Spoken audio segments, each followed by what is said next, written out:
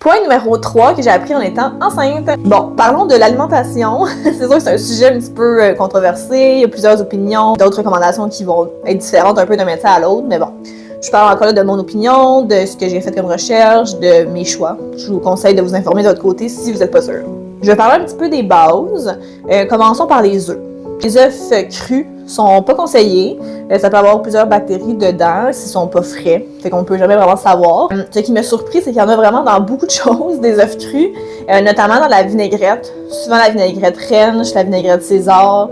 Les vinaigrettes aussi ou les sauces asiatiques un peu genre que tu manges avec tes sushis, mais le sushi on peut pas non plus en manger, mais tu sais, dans ces genres de sauces-là. Fait que ça m'a quand même surpris qu'il y en a quand même dans beaucoup d'affaires. Mais la mayonnaise elle-même est correcte, fait que c'est quand même bon à savoir, c'est fait avec des œufs cuits.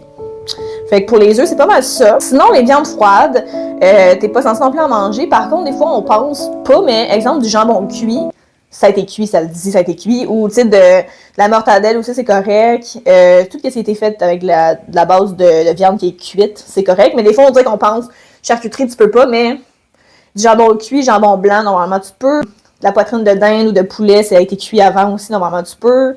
C'est sûr que des fois, il y a des additifs qui peuvent être dedans, fait qu'encore là, de faire attention ou de pas en manger comme trop.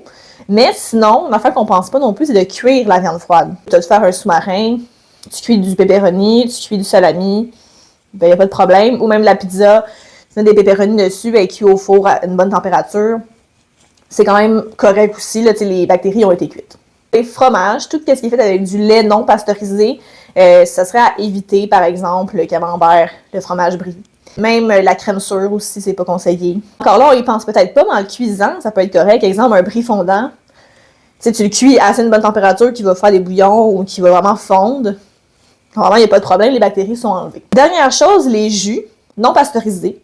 Ça, c'est une affaire que je savais pas vraiment, mais exemple, les jus de pommes là, qui disent faites maison, qui ont été faits dans un vignoble que tu vas visiter ou quoi que ce soit. Souvent, ça n'a pas été pasteurisé, donc le jus n'a pas été cuit ou bouilli avant d'être mis en bouteille. Ce qui peut avoir des bactéries aussi dedans. C'est quelque chose que je savais pas vraiment, mais il y en a.